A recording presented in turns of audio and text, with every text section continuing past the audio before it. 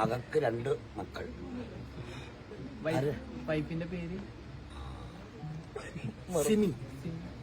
സിമി സിമി അല്ലേ? അടിപൊളി. പറഞ്ഞേക്കാലൊരു സിമി.